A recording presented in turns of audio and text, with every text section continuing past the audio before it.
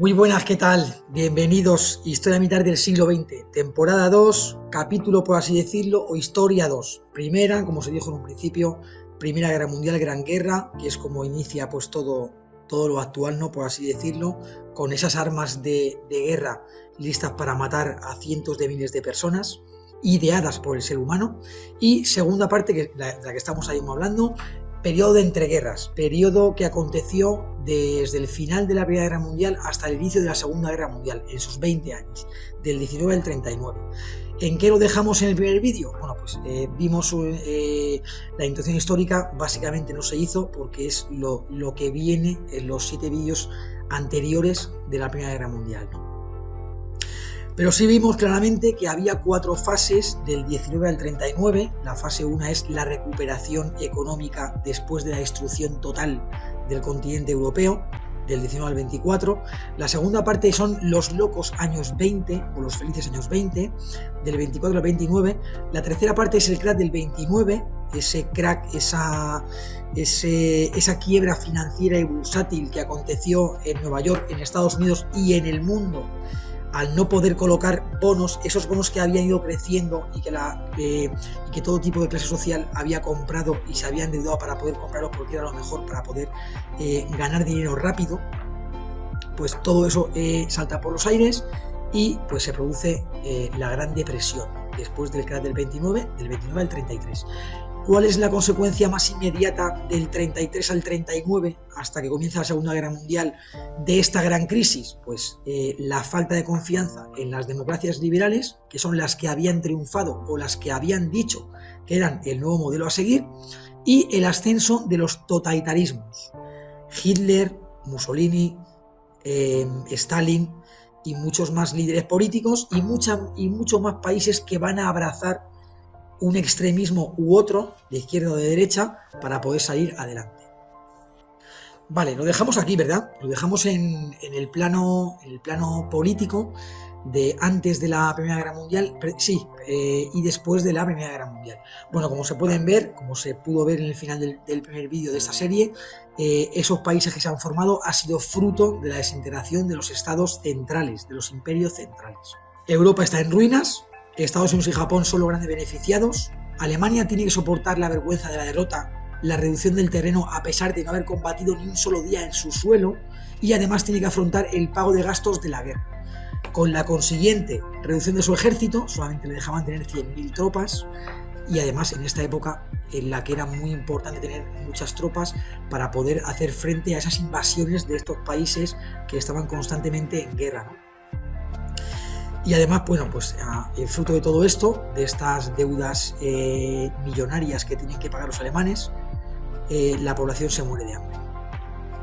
Reducción drástica de la demografía europea. ¿Por qué? Por la guerra, por los enfermos mentales y por los mutilados. Alemania se está desangrando tanto económica como demográficamente.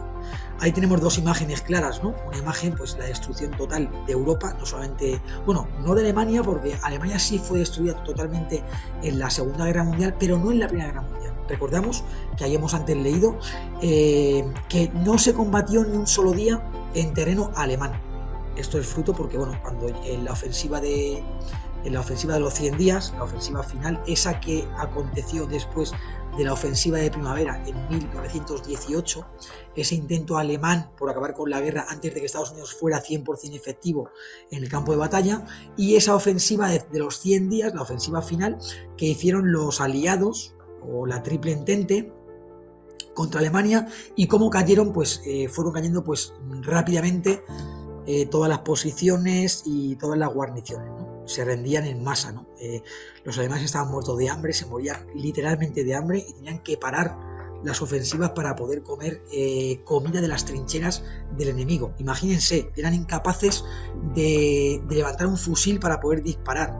Estaban ya colapsados psíquica y mentalmente y físicamente.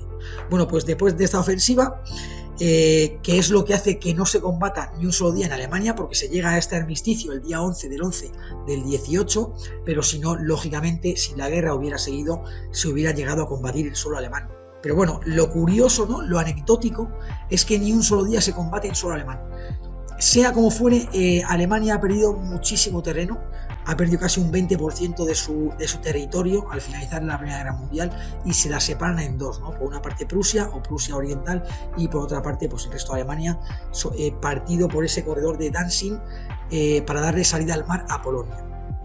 Hay un elevado nivel de deuda, sobre todo a Estados Unidos. Como se explicó en el primer vídeo, Estados Unidos en esta crisis, como Alemania no puede pagar o no puede hacer frente a los pagos, lo que va a hacer es darle una línea de créditos a bajo coste, en la que Alemania va a poder pagar lo que debe a sus deudores tras finalizar la Primera Guerra Mundial, y a su vez Estados Unidos va a recibir esa financiación que recibió Estados Unidos para poder seguir con la guerra, por lo cual Estados Unidos doblemente rica, ¿no? Por así decirlo. Además, en Europa hay escasez de alimentos, ha desaparecido por completo la industria y hay una gran recesión económica mundial. Hay revoluciones, como es lógico, hay descontentos sociales en Alemania en el 19, en Hungría en el 19, en Turquía, que va a haber una guerra de independencia turca en la que muchos países, Francia, Estados Unidos, van a verse implicados, como también en la guerra civil de Rusia, también van a verse muchos países implicados. Esta guerra civil turca o guerra de independencia turca, lo que vamos a conocer actualmente como la Turquía de hoy en día, acontece del final de la Primera Guerra Mundial hasta el 1923. Y también, por supuesto, la guerra civil rusa entre los ejércitos rojo y blanco. Además, hay nuevas fuentes de energía como el petróleo, que ya lo hemos visto en la segunda revolución industrial. Recordemos, primera revolución industrial acontece solamente en Gran Bretaña y es en el siglo XVIII, y la fuente principal de energía es el carbón. En la segunda revolución industrial ya entran todos los países europeos, más Japón, Estados Unidos y Rusia, la Rusia eurásica, y en la que, bueno, la fuente principal de energía es el petróleo y el gas. Mecanización en base a la segunda revolución industrial, recuperación económica, y Europa pues no volverá a ser la dueña del mundo, porque, como se dijo en un principio, Japón va a ocupar la zona oriental del mundo y la zona occidental va a corresponderle a Estados Unidos. Ambos tienen su industria intacta, no han sufrido la guerra, por lo cual no tienen nada destruido y no tienen que rehacer nada. Al revés, solo tienen que exportar productos manufacturados e industria a los países que están arruinados físicamente, como son los países europeos. Ahí tenemos dos fotos. La foto de arriba es, pues, imagínense esa destrucción masiva de todas las ciudades de Europa, y en la segunda foto, pues lógicamente, son los campos de Flandes, ¿no? Los campos de Flandes de batalla en el frente occidental, que, bueno, que prácticamente un siglo después se sigue sin poder cultivar porque no crece nada. Imagínense la de millones y millones de proyectiles que se han lanzado en esa tierra de nadie. Otra foto icónica, como muchas de las que vamos a poner, eso es una posguerra, eso es un país destruido, desaparecido, arruinado. Revolución en Alemania 1918-1919. Levantamiento espartaquista. Bueno, ¿qué es un levantamiento espartaquista? Vamos a verlo ahora. Hay una huelga general y luchas en Berlín del 5 al 12 de enero del 19. Y bueno, coincide con el final de la revolución de noviembre del 18, en la que los soviets han intentado meterse en las trincheras y en la sociedad, y lo han conseguido, y consiguen, como bien dice el Kaiser Guillermo II, que su ejército no es derrotado en el campo de batalla, sino que la sociedad es apuñalada por la espalda, se le da a la sociedad en la que se ha metido, pues, el soviet, y ha corrompido a la sociedad que no quiere seguir luchando. La Liga Espartaquista, que luego fue después el Partido Comunista de Alemania, por eso se le dice la Revolución Espartaquista, porque la hicieron los comunistas, lideró y cooperó el levantamiento de obreros y militares en los escalones más bajos, llegados del frente y con ideas revolucionarias, como se dijo en un principio. Enfrentamiento entre monárquicos, anarquistas, socialistas, comunistas, militares. Imagínense qué caldo de cultivo, qué amalgama de ideologías tan diferentes y discordantes, que no va a ser solamente en Alemania, sino va a ser en todos los países de Europa prácticamente. Vamos a ir poco a poco viéndolo. El levantamiento comunista es sofocado por el gobierno el día 15 de enero del 1919. Ahí tenemos en la puerta de Brandenburgo las masas manifestándose, y abajo, pues bueno, pues un grupo de milicianos buscando al enemigo, que puede ser pues anarquista, comunista, fascista, de lo que sea, ¿no? Para justiciarle, ¿no? Es un periodo muy convulso en Alemania, como es lógico. Se crea la República de Weimar. La República de Weimar o Weimar no es como tal, porque el Imperio Alemán siguió siendo el Imperio Alemán, con menos territorio, por supuesto, pero en la pequeña localidad de Weimar se firma la Constitución. Como esta Constitución está asemejada a una república o una democracia, pues se le llamó la República de Weimar.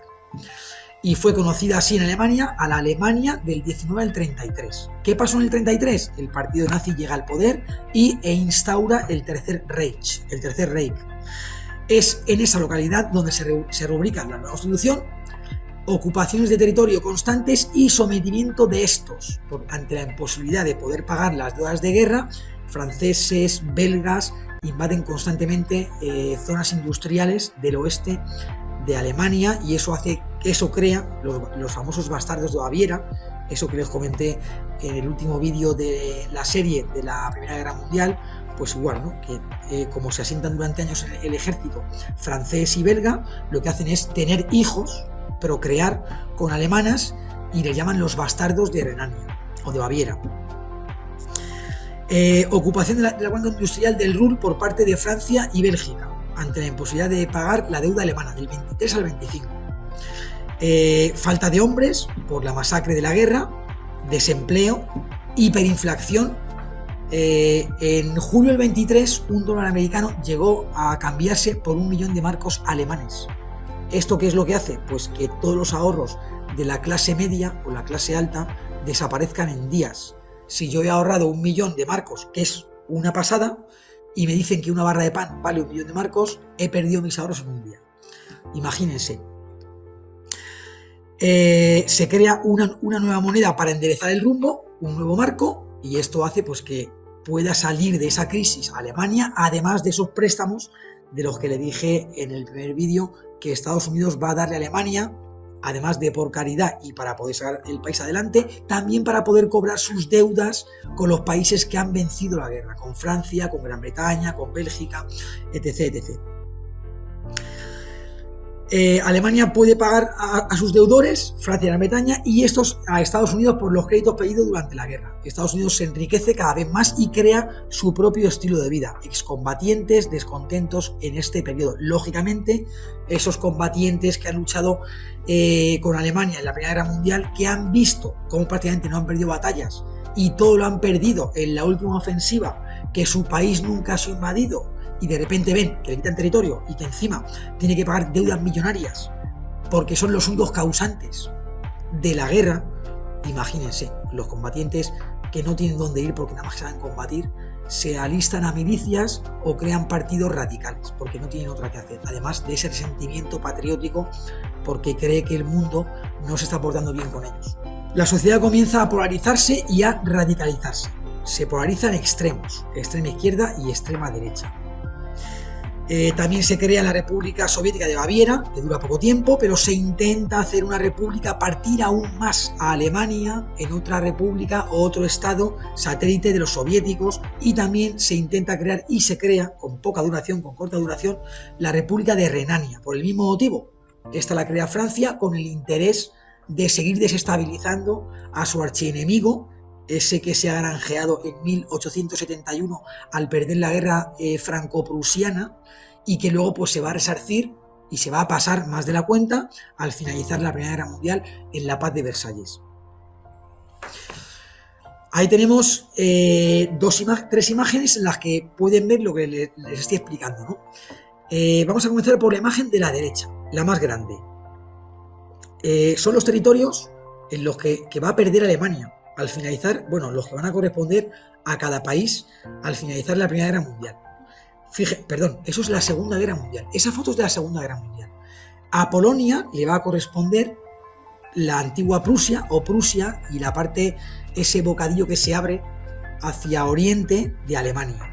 ¿Por qué? Porque Rusia, la URSS, le va a obligar al finalizar la Segunda Guerra Mundial, la URSS le va a obligar a Polonia a moverse hacia Occidente para ocupar ella, por ejemplo, la zona de Kaliningrado, que es la que ven ahí arriba, que la coge la URSS, ¿no? Que es parte de Prusia y es para poder tener salida al mar Báltico. Alemania va a quedar reducida en eso y además las zonas de influencia de estos países, de los países que ganan, Francia, Gran Bretaña, Estados Unidos y Rusia, va a ser para ellos. Y también hay lo que pueden ver la URSS y también lo que pueden ver en la parte roja de la URSS, hay como una amalgama de colores pequeños, eso es Berlín. Berlín, aunque llegan primero los soviéticos, como dijo el general Patton, el que lleguen los soviéticos a Berlín es un error histórico que nunca nos podemos perdonar, y así fue. Bueno, pues como pueden ver ahí, esa amalgama de colores es Berlín, y Berlín se divide pues en 4 trozos, como se divide en Alemania, ¿no? Entre soviéticos, franceses, británicos y americanos, estadounidenses. El famoso muro de Berlín se va a construir en la zona occidental de Berlín, en la zona de los aliados. Y también las fotos de la izquierda, pues ahí tenemos la República Soviética de Baviera y la República Popular de Renania. Una la impulsa Francia, que es la de Renania, y la otra la impulsa la URSS. Ambas son de corta duración y lo que hacen es pues que haya mucho más rencor hacia el invasor, hacia lo francés o hacia lo soviético. Ahí pueden ver las zonas de las que le hablo, la zona de Renania y la cuenca del Ruhr, que están en la parte occidental de Alemania, y es lo que van a ocupar los franceses cada vez que no puedan pagar los alemanes sus costes de guerra, y es lo que van a durar durante años, van a estar durante años y van a ser una zona desmilitarizada, hasta que llegue el Tercer Reich en el 33 con Hitler a la cabeza, en la que abogue por el rearme y en la que abogue por el espacio vital. El espacio vital era la recuperación de todas las zonas de influencia de habla germana que habían tenido pues antes de la Primera Guerra Mundial. A eso ya llegaremos en los siguientes vídeos. Ahí tenemos otra foto importante, territorios perdidos por Alemania después de la Primera Guerra Mundial. Lo que les dije, Dinamarca coge ahí un trozo de terreno, Danzig es una ciudad libre, como la de Tetuán en el protectorado español, recuerdan, pues igual una ciudad libre, y también hay un corredor, que es el corredor de Danzig, para que Polonia tenga acceso al mar. Lituania también coge territorio, y Polonia, pues como se dijo, coge esa zona oriental de Alemania, ¿no? Ahí pueden también ver cómo la Liga de Naciones, que es la Sociedad de Naciones, administra Sarre, cómo Francia se queda con Alsacia-Lorena, que también era suya hace 50 años, en el 71, en el 1871, y cómo también Bélgica coge otra parte de territorio. Y bueno, se le dice la República de Weimar, por lo que se dijo en un principio, por estar firmada esta constitución en esta localidad. Revolución húngara de 1919, poco se habla de ella. Victoria de la Revolución de octubre del 17 en Rusia. Esto hace que se extrapole esa revolución a muchos países. Hay un cierto paralelismo y el Imperio Austrohúngaro, una amalgama de nacionalidades, se está desmembrando, por lo cual sí puede triunfar en cualquiera de estos nuevos países o estos países esa revolución rusa. El final de la Primera Guerra Mundial, Hungría es un país independiente, se fragmenta el Imperio Austrohúngaro y bueno, y pierde territorios por ser parte de la Triple Alianza. El 21 de marzo del 19 se instaura la República Soviética de Hungría. Los aliados, Francia y Gran Bretaña, ven el aumento de influencia rusa como una amenaza y apoyan a los checos y rumanos para que intervengan Hungría. Dicha república dura hasta el día 1 de agosto del 19. 100 días de revolución, 100 días de república, y se llama la Revolución Olvidada. Fíjense cómo se queda Hungría después de la Primera Guerra Mundial. Ahí tenemos el territorio original de la República Soviética Húngara, que es lo que está marcado en rojo y en blanco. Territorio bajo control franco-yugoslavo, lo que puede coger Yugoslavia del Imperio Austrohúngaro. Fíjense, territorio tomado por Rumanía en abril del 19, toda la parte de Transilvania, al finalizar la Primera Guerra Mundial, que es la actual Rumanía, por así decirlo, y el territorio eslovaco recuperado a Checoslovaquia. Pues igual, la parte marrón clara. Fíjense todos los cambios que ha tenido Hungría en 1919. Guerra de Independencia Turca, del 19 al 23. Las potencias ganadoras de la Gran Guerra se reparten el Imperio Otomano, porque el Imperio Otomano había entrado en la guerra en favor de la Triple Alianza. La Triple Alianza va a perder la guerra, por lo cual va a ser uno de los imperios que se fragmenten, ¿no?, en protectorados, mandatos, británicos, franceses, etc., etc. Y estados árabes, por supuesto. Grecia, Italia y Francia ocupan zonas de la actual Turquía. Arabia y Armenia obtienen su independencia y el Kurdistán una amplia autonomía. Sentimiento nacional capitaneado por el mariscal de campo Mustafa Kemal Atatürk. Atatürk es el primer presidente del gobierno de la actual Turquía. Movimiento Nacional Turco. Se crea este movimiento para poder recuperar ese esplendor, ese florecimiento y esa autonomía o ese país turco.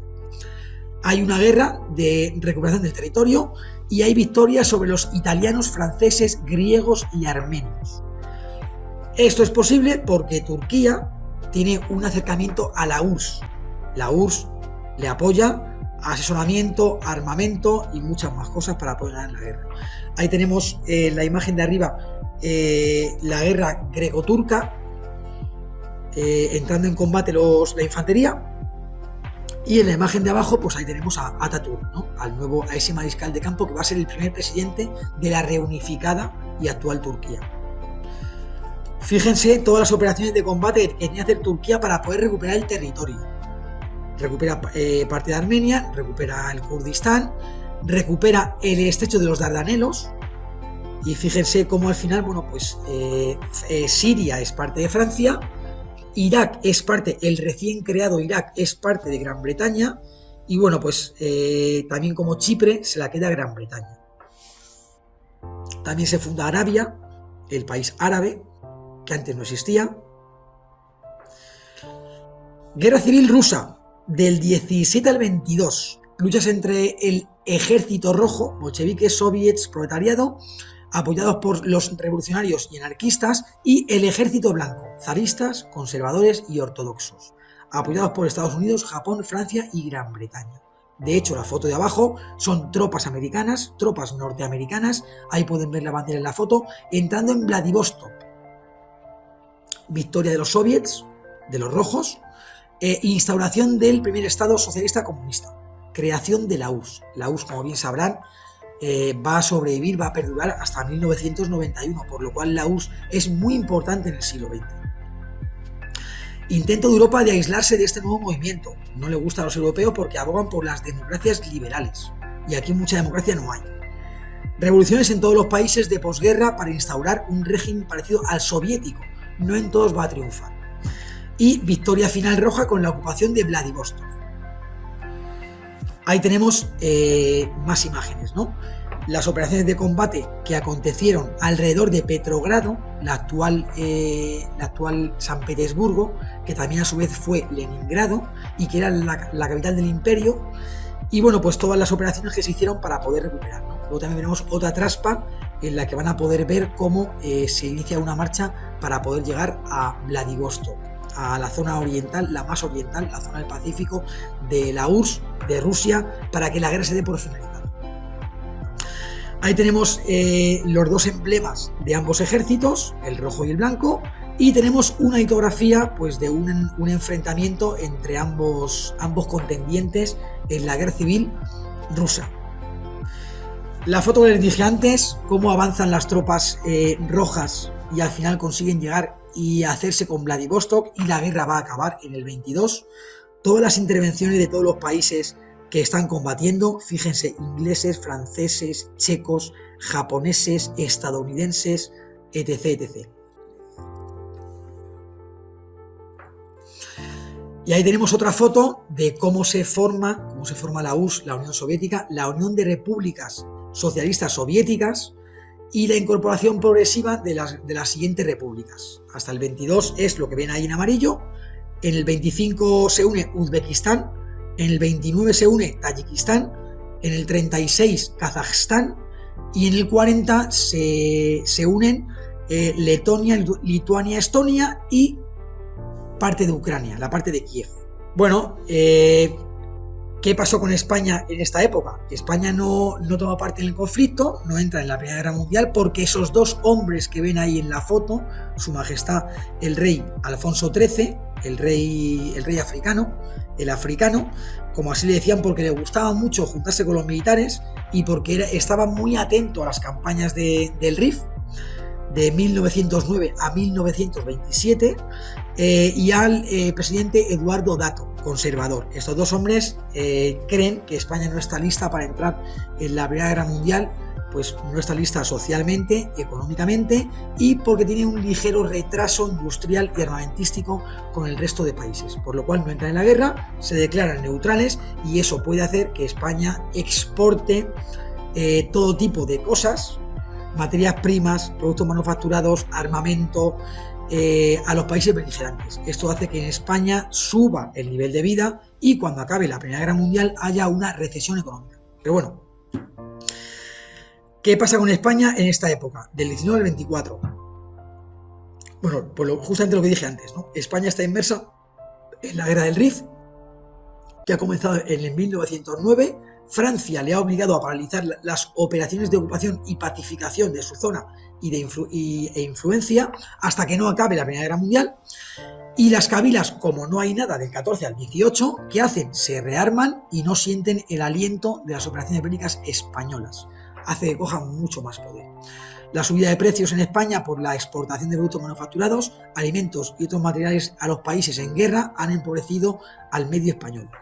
Ahí tenemos la foto de arriba, ya se comentaba antes, y la foto de abajo es el asesinato del presidente Eduardo Dato. Desastre de Anual, del 22 de julio al 9 de agosto del 21. Bueno, pues esto en los vídeos que tengo de Anual lo pueden ver perfectamente, ¿no? Pero bueno, España tuvo ahí una derrota humillante, una gran derrota. Se pierde toda la Comandancia General de Melilla. Se puede decir que el protectorado español en Marruecos es toda la zona norte del Rif. Y bueno, pues se divide en tres comandancias, ¿no? La Comandancia General del H, la Comandancia General de Ceuta y la Comandancia General de Melilla. En la Comandancia General de Melilla se avanza muy rápido, también en base a informes de la policía indígena, de los jefes de la policía indígena, en este caso el coronel Morales, y también a esas alianzas que se producen con los kites de las cabilas, con los líderes rifeños, en las que se las rearma a las cabilas, se le da de comer, además había una época de mucha hambruna, se le da de comer y además no se las somete, por lo cual pues es un caldo de cultivo en el que en el momento en el que vengan mal dadas, las cabilas rifeñas se someten al más fuerte, nunca al que tenga razón, sino al más fuerte. Entonces, en el momento en el que España muestra debilidad, esas cabilas no se someten a España y se someten a esa otra cabila con la que a su vez han estado pegándose durante años para poder expulsar al débil, en este caso el español. Bueno, eso va a hacer que mueran 13.000 españoles, bueno, 8.500 españoles y 3.500 autóctonos al servicio de España en estos días nefastos. Del 22 de julio, caída de Anual, hasta el 9 de agosto, caída de Monte Arruit. España tiene que volver a conquistar toda la zona a base de sangre, operaciones de reconquista o desquite, o campaña de desquite del 21 al 25, y bueno, pues también en esta época hay un golpe de estado del general, como se dijo también en el pasado vídeo, del general Miguel Primo de Rivera, el 13 de septiembre del 23. Se restaura, la restauración borbónica se muestra a favor de establecer la ley y será el principio del fin para dicho régimen monárquico que había comenzado en 1874 y que va a acabar en 1931, con lo que les dije en el primer vídeo, elecciones municipales, victoria de la izquierda, salto al ruedo, salto a las calles espontáneamente del personal y bueno, pues Su Majestad el Rey ve que se tiene que ir para evitar un baño de sangre. Se instaura la Segunda República. Es el final de la restauración. Y luego las dos fotos, pues una foto es combatiendo en la guerra del Rif y la segunda foto es el épico, el inigualable regimiento de caballería Alcántara 14 que se sacrificó con todos sus hombres, con todos sus jinetes para poder salvar la vida a otros 2.000 o 3.000 hombres que venían atemorizados, aterrorizados, desmoralizados, huyendo, era su cuarta o quinta retirada. Igeriben, Anual, Bentiep, Dardrius, el Batel. Para poder entrar en el Batel se sacrificó en el cauce del río seco del río Igán el regimiento Alcántara con su teniente coronel a la cabeza, el teniente coronel Fernando Primo de Rivera, hermano pequeño de Miguel Primo de Rivera, en el 1921, en el desastre de Anual. Entre el 17 y el 23 habrá 11 gobiernos diferentes, haciendo que la acción política en el país y militar en la guerra del Rif se estanque constantemente. Hay un gran pistolerismo, que es grupos anarquistas que matan a autoridades civiles y militares en toda España, sobre todo en Cataluña, por lo cual hay desorden, un gran desorden, anarquismo, socialismo, comunismo, revoluciones del movimiento obrero. La incipiente clase media opta por la instauración del orden y abraza los gobiernos autoritarios que ven recortadas sus libertades, pero mantienen el control, la propiedad privada, como en toda Europa. Además, hay un éxodo rural, claramente. La gente viaja de los campos, de las áreas rurales a las fábricas, a trabajar en las fábricas y poder tener un poco de prosperidad. Y hay un alto porcentaje de analfabetismo. Las fotos que tenemos ahí son Miguel Primo de Rivera, el dictador de España del 23 al 30, con el beneplácito de Su Majestad el Rey, y el general de división Manuel Fernández Silvestre, el jefe de la Comandancia General de Melilla, que murió en los sucesos de Anual. Y aquí tenemos el territorio en el que se divide pues, el protectorado español, y ahí tenemos la línea Estella. La línea Estella es una línea que la impulsó el marqués de Estella, que era el general Miguel Primo de Rivera, y que abogaba pues, por abandonar esa zona del Rif en la que se perdían muchísimas vidas humanas y en las que también se perdían muchísimos medios y materiales. Lógicamente, cuando llega al poder, Miguel Primo de Rivera se da cuenta de que no puede acabar con todo sin más, porque había unos acuerdos internacionales a los que tenía que hacer caso y someterse España, ¿no? Como por ejemplo el control de esa zona para España, para que no hubiera entrado Alemania en su día, que era la potencia emergente que podía rivalizar con Francia y Gran Bretaña. Bueno, pues ya hemos pasado la segunda parte del periodo de entreguerras. Estamos en la primera parte de esas 4 partes que les expliqué. Estamos en la crisis posbélica. La siguiente parte será los locos años 20. La tercera parte será el crack del 29. Y la cuarta parte, el porqué del ascenso de los nazismos, totalitarismos, comunismos, etc, etc. Bueno, pues nada más. Me he puesto la camisa por segunda semana consecutiva. Espero que no me digan nada más en los mensajes, que intento aparentar que tengo 15 o 20 años. No intento aparentarlo, pero es que visto así. Lo siento muchísimo. Pues nada, lo dicho, si les gustan los vídeos, denle a me gusta, denle a compartir, hagan comentarios constructivos, por favor, denme ideas para la siguiente semana, propónganme cosas en los directos que hacemos y poco más. Muchísimas gracias por todo, nos vemos en el siguiente vídeo.